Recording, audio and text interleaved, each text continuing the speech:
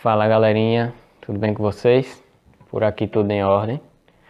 Essa semana daremos continuidade aos nossos estudos, às nossas aulas, infelizmente de uma forma não presencial, devido a essa fase aí que estamos passando, essa fase difícil da pandemia do Covid-19. Confesso que adoraria que tudo isso passasse logo e voltássemos a ter nossas aulas na sala de aula de forma presencial, tanto com aqueles que gostam de matemática, como com aqueles que também não se adaptam fácil, né?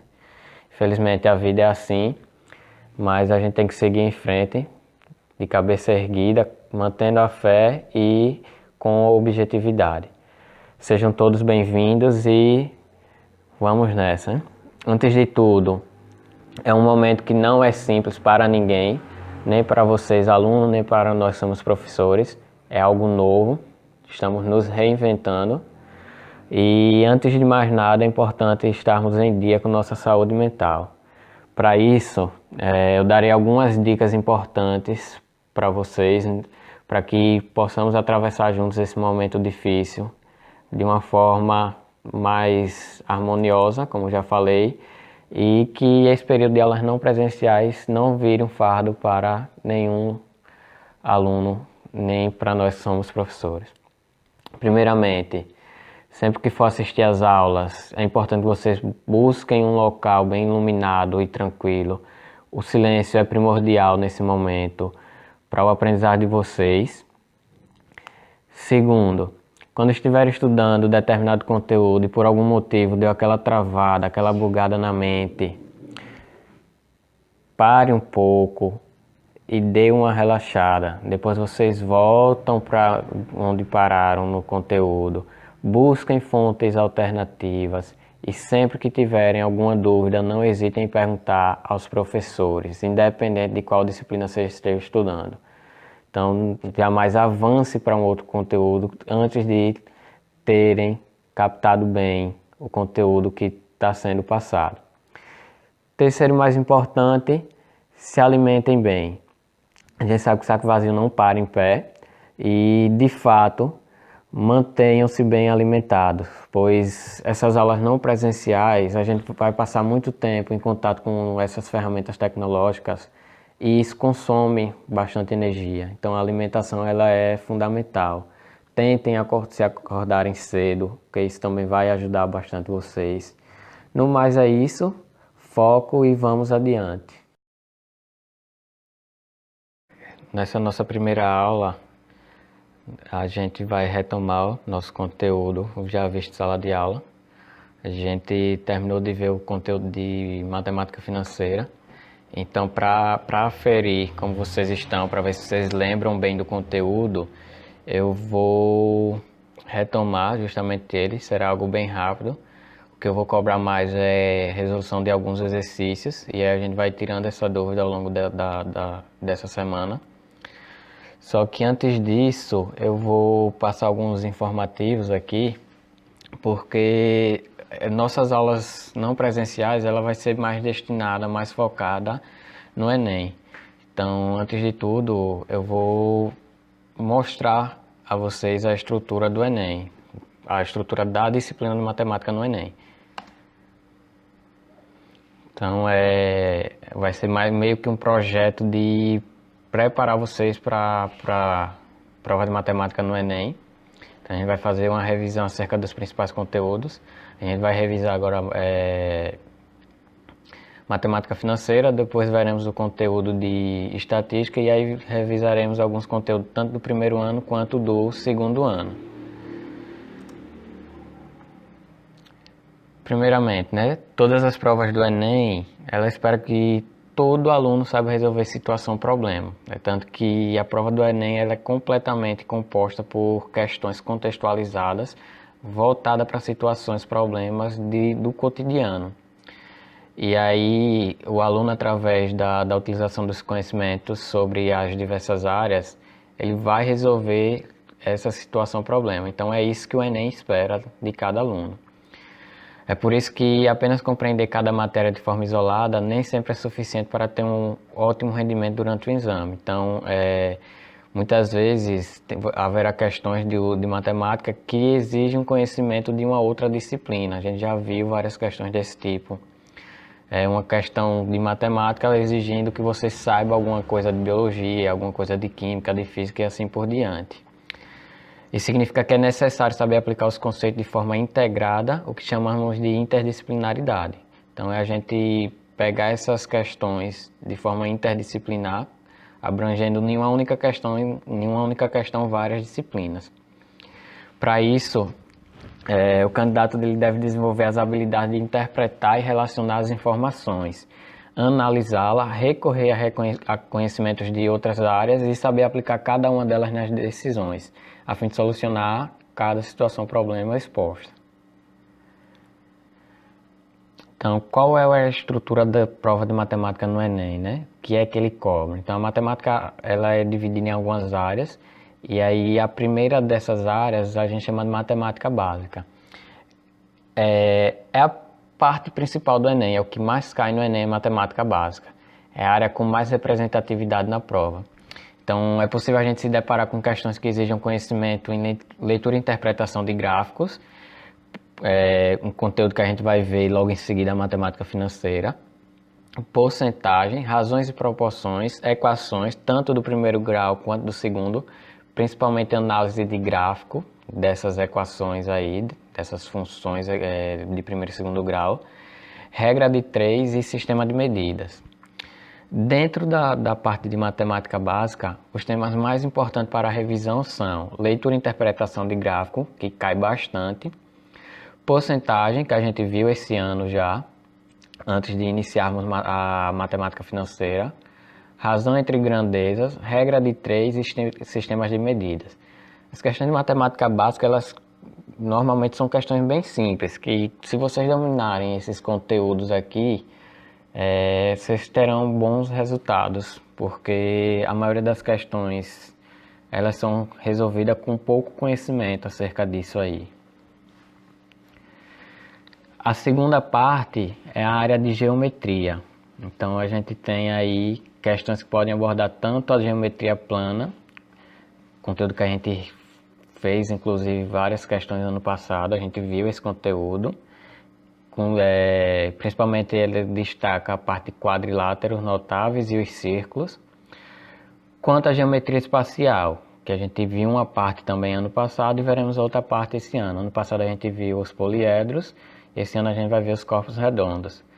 Então, o que é que ele explora mais? A parte de prismas e cilindros. Além disso, o exame ele pode apresentar algumas perguntas sobre geometria analítica.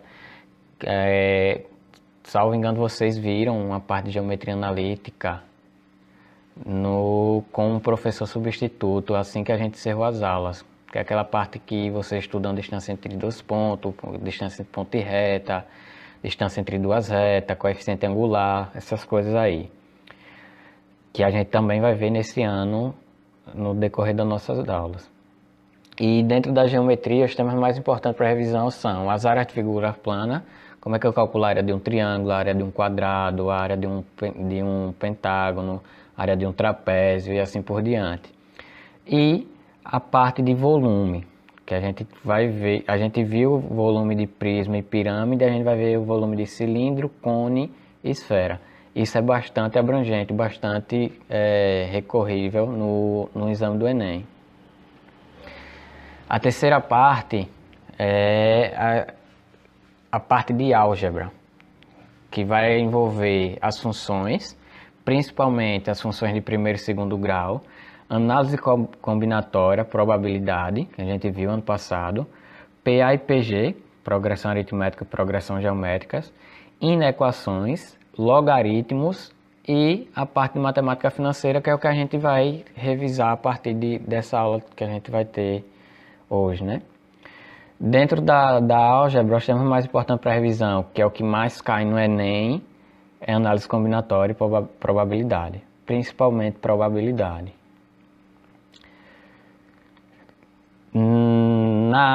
A próxima área que a gente vai ver é a área de estatística, a gente vai estudar esse ano.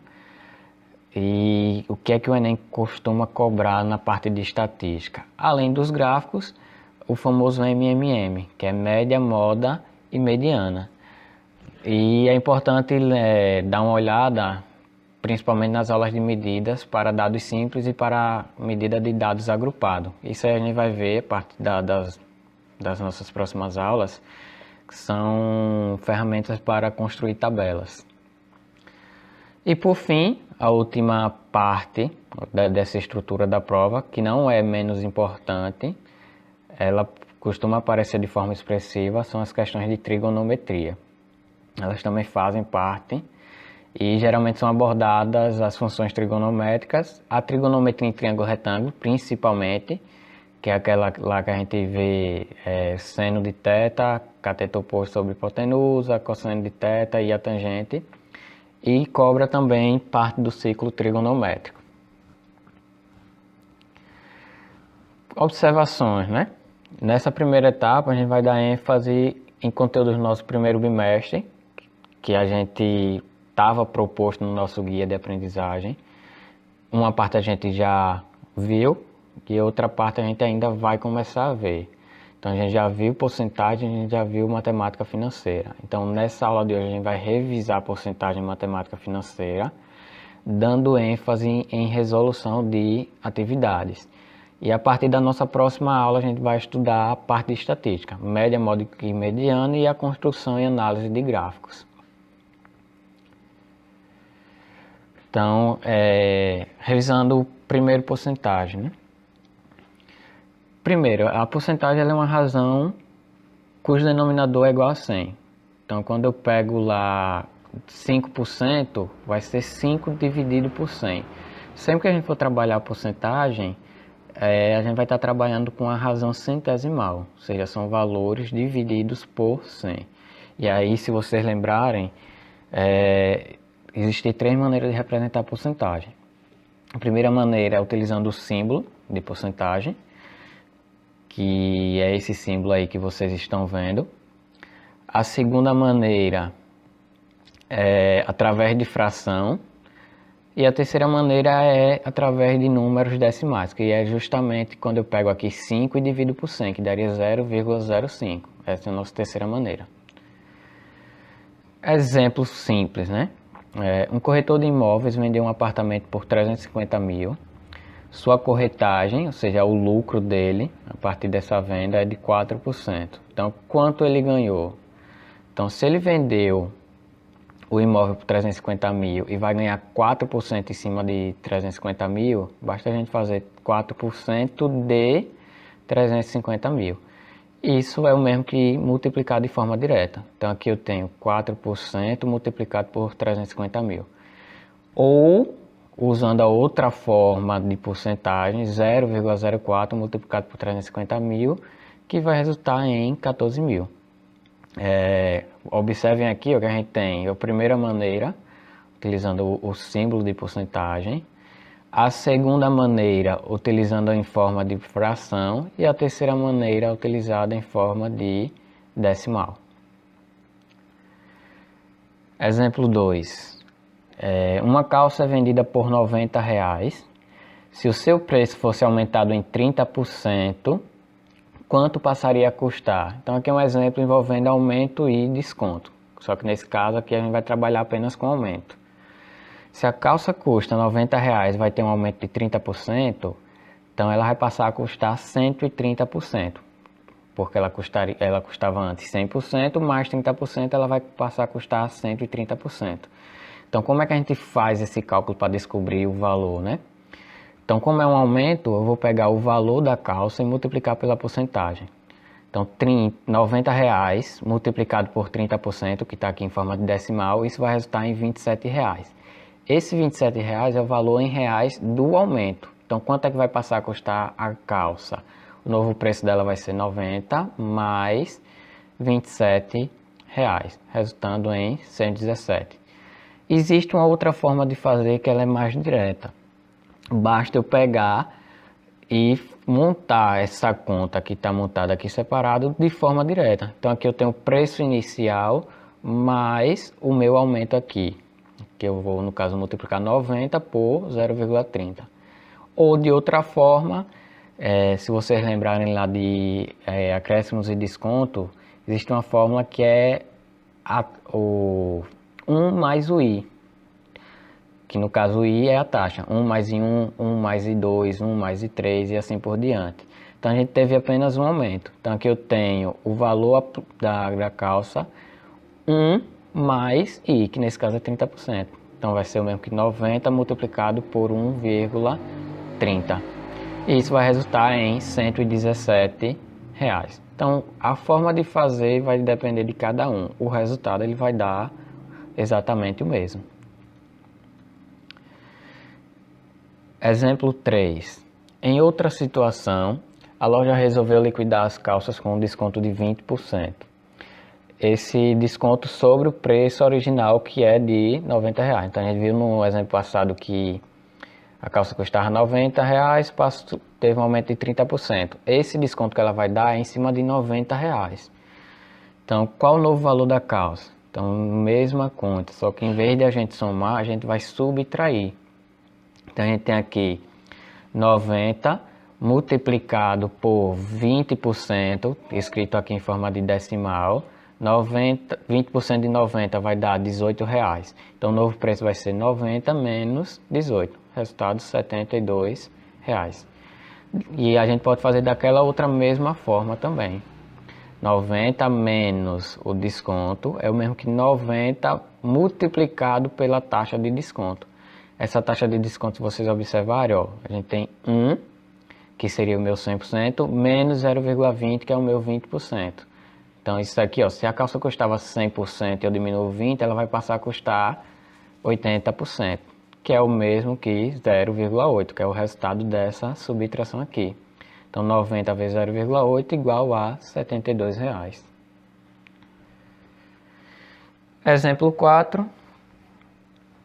Uma bolsa que custava R$ 45 passou a custar R$ 54. Qual a taxa percentual de aumento? Já é uma questão um pouco diferente, ele não está dando a porcentagem, ele quer que a gente descubra a porcentagem. Então, existem algumas maneiras diferentes para chegar nesse resultado. Uma forma é fazer regra de 3, que seria eu pegar o valor que eu tenho, aquele valor ele representa 100%, pegar o segundo valor que eu tenho, ele vai representar X%. Então, se a gente fosse montar essa conta aqui, seria 45 está para 100%, 54 está para X%. Multiplicando os extremos e meio, a gente vai chegar no mesmo resultado que fazendo dessa outra maneira aqui. Qual é a outra maneira? Eu posso pegar o valor atual, subtrair o valor antigo para descobrir quanto de aumento teve. Então, nesse caso aqui, teve R$ 9 de aumento. Como é que eu vou fazer essa relatividade aí de porcentagem? Basta pegar o meu aumento e dividir pelo valor inicial que eu tinha. Então, no caso, aumentou 9 de um total de 45. Então, 9 dividido por 45 vai dar 0,20. Para transformar em porcentagem, basta multiplicar por 100. Isso vai dar 20%. E a segunda, uma outra maneira além da regra de 3 é pegar justamente o valor final e dividir pelo valor inicial. Se eu pegar aqui, ó, o valor que passou a custar, que foi 54, e dividir pelo valor antigo, que era 45, isso vai dar 1,2. 1,2 é o mesmo que 120. Se eu tinha 100% e fui para 120, significa que eu aumentei 20%. Dando continuidade, na matemática financeira a gente vai ter um termo bastante importante, que é chamado taxa de juros. A gente representa a taxa de juros justamente pela letra I, que vem do inglês interest, e ela significa juros. Então, ela é expressa como uma porcentagem. Sempre que vier taxa de juros, essa taxa de juros ela será dada em porcentagem. Então, ela vai ter uma representação de juros em um determinado período de tempo. E aí esse período de tempo, ele vai ter alguns múltiplos e submúltiplos, eles serão indicados de algumas formas. Então a gente pode ter a taxa de juros ao dia, taxa de juros ao mês, taxa de juros ao ano e algumas outras que são múltiplos de mês, como, né? Se eu tiver 2 meses, ela vai vir ao bimestre, 3 meses ao trimestre, 6 meses ao semestre. E aí é importante ter noção disso, é importante ter esse conhecimento, porque muitas das vezes vai ser necessário fazer transformações. Transformar de bimestre para mês, transformar de ano para mês, transformar de mês para dia e assim por diante.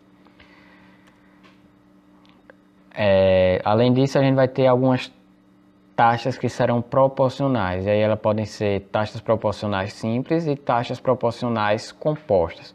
A simples é quando a gente estiver trabalhando com juros simples. A composta é quando a gente estiver trabalhando com juros compostos. Então, como é que a gente vai ver, como é que a gente vai trabalhar isso, né? Quando a gente tiver duas ou mais taxas, elas serão proporcionais quando ao serem aplicadas sobre o mesmo principal, o mesmo capital, durante o mesmo prazo produzirem o mesmo montante. Isso no regime de juros simples. Como assim, né? Se eu pegar ali um valor e aplicar duas taxas diferentes, se o resultado do montante forem iguais, significa que essas taxas elas são proporcionais. Então eu posso aplicar lá, por exemplo, 12% ao ano, ou 6% ao semestre, ou 3% ao trimestre, ou simplesmente 1% ao mês. Se eu tenho 1% a cada mês, significa que eu vou ter 12% durante um ano, já que a gente tem 12 meses. Já nos juros compostos, essa conversão ela é um pouco diferente. Eu não posso converter de forma direta assim. Quando a gente tiver duas ou mais taxas, elas serão proporcionais, novamente, quando ao serem aplicadas sobre o mesmo capital, sobre o mesmo principal, durante um prazo, durante um período de tempo, se resultar no mesmo montante, a gente pode dizer que essas taxas elas são proporcionais. O que é que vai mudar nessa convenção?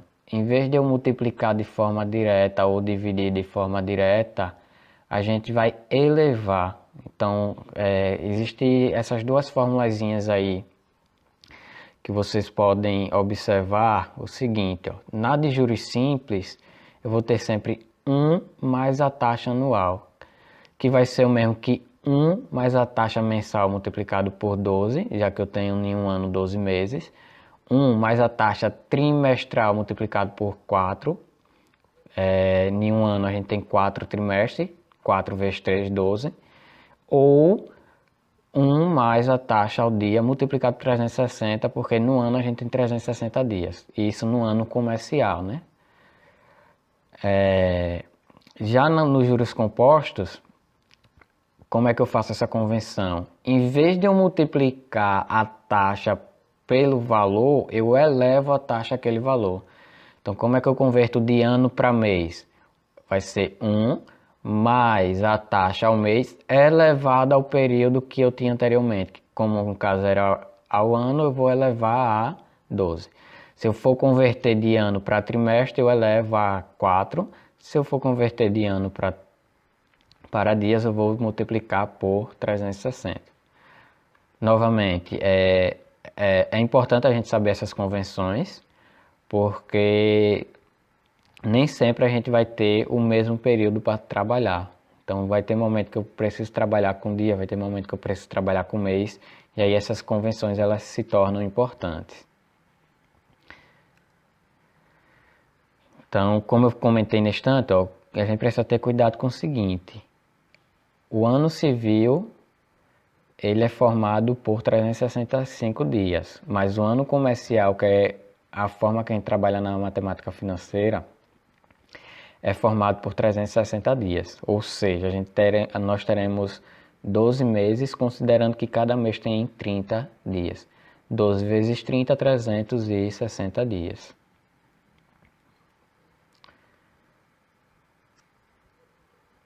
Então, algumas informações importantes acerca da matemática financeira, né?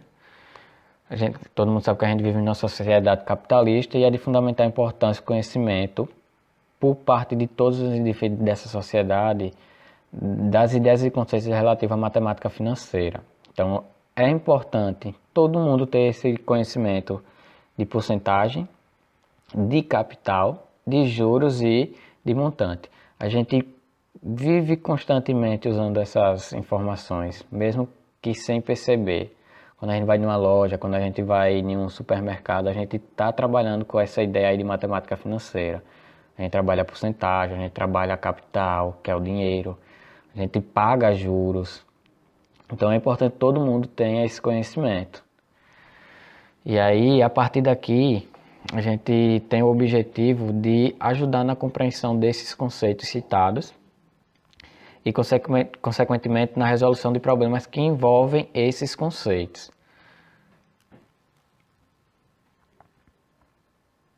Então, fundamentalmente, a matemática financeira ela estuda os procedimentos utilizados em pagamentos de empréstimo, bem como os métodos de análise de investimento em geral.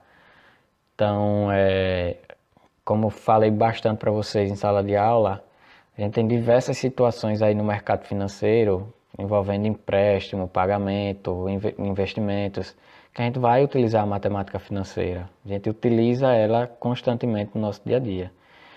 Então, isso não impede que alguns conceitos da matemática financeira, como o de porcentagem, por exemplo, possam ser utilizados em problemas que não envolvam dinheiro. Nem sempre porcentagem ela vai estar atrelada ao uso do dinheiro. Então eu posso perguntar assim, eu tenho um filho e esse filho meu ele cresceu. Então em um determinado mês ele tinha, vamos supor, 50 centímetros e 3 meses depois ele tinha 1 metro. Quanto ele cresceu em porcentagem? Então, a altura ela não é dinheiro. Então, a porcentagem ela pode ser trabalhada além disso aí, algumas outras formas.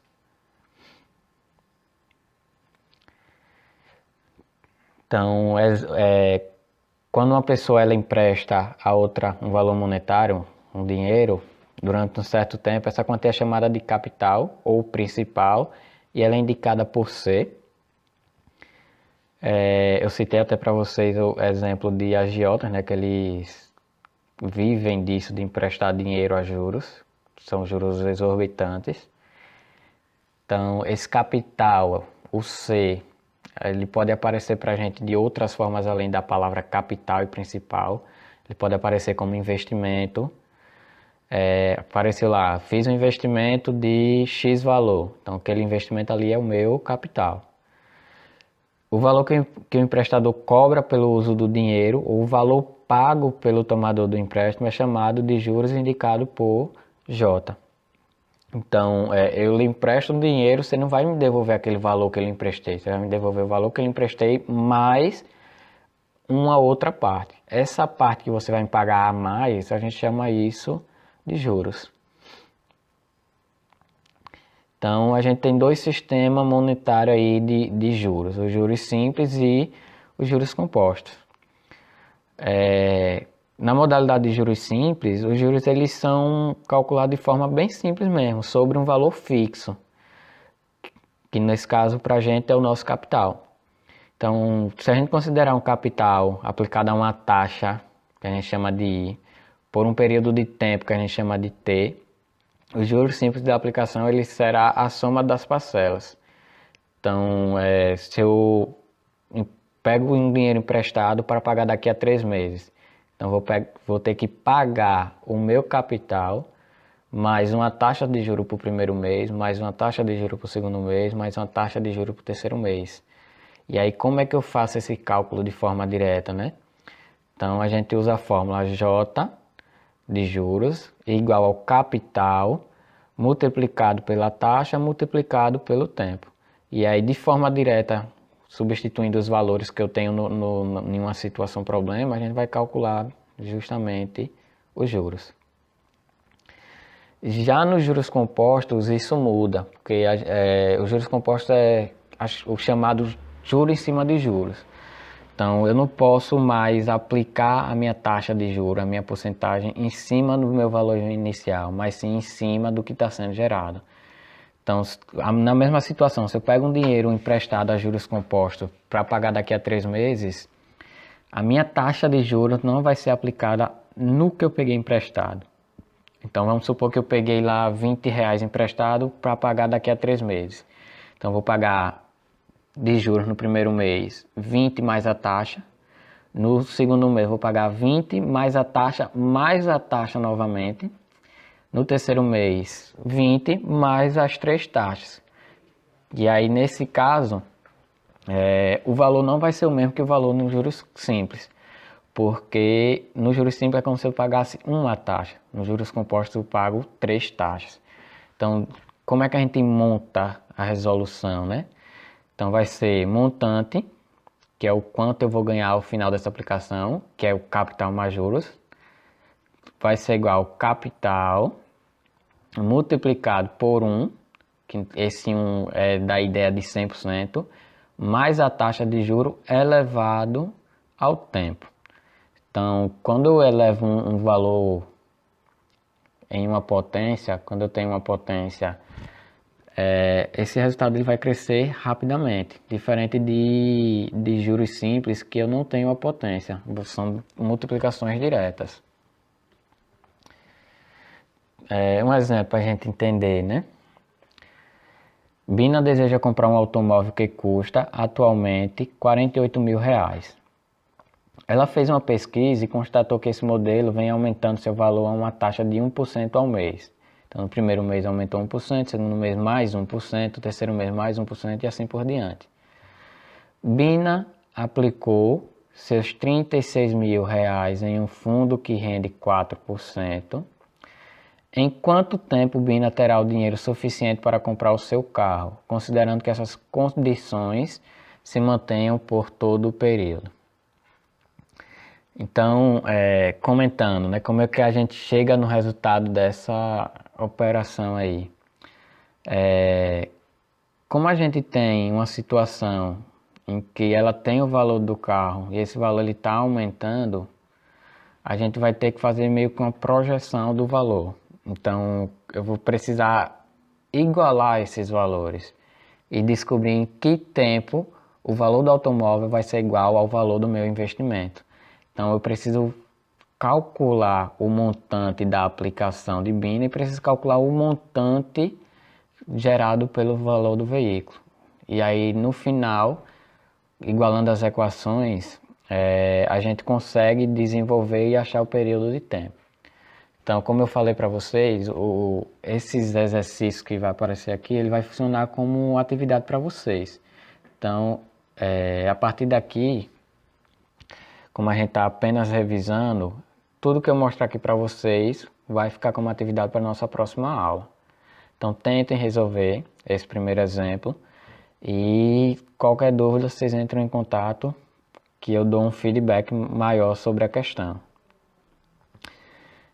A partir daqui vai aparecer exemplos que eu coloquei como exercício resolvido, mas não vai estar resolvido até então, porque eu vou dar um tempo para vocês tentarem resolver e aí depois eu dou uma devolutiva mostrando a solução. E vai ter uma outra atividade justamente para explorar mais ainda esses conceitos da matemática financeira, tanto juros simples quanto juros compostos. E ao final eu vou lançar uma lista de exercícios para vocês. Então, esses primeiros exercícios são simples. Ele vai explorar a ideia de porcentagem. Então aqui eu tenho 2 exercícios. Vocês parem o vídeo, qualquer coisa e tentem resolver.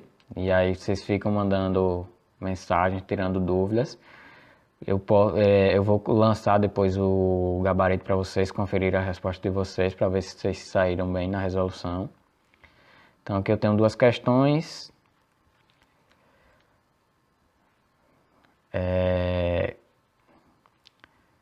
Aqui mais 2. Então nessa primeira parte são 4 exercícios, certo? E aqui foram as atividades aqui são as atividades resolvidas que eu comentei, mas não tem a solução. Por que não tem a solução? Porque eu também vou dar um tempo para vocês tentarem solucionar, para ver se vocês vão chegar na resposta. E aí na próxima aula eu vou lançar outro vídeo mostrando as soluções dessas questões para vocês conferirem se acertaram ou não. E aí a gente acompanha essa resolução.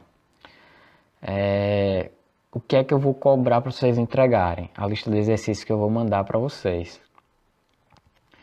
Vou mandar a lista de exercício e ao final eu vou dar um prazo para vocês entregarem essa lista de exercício.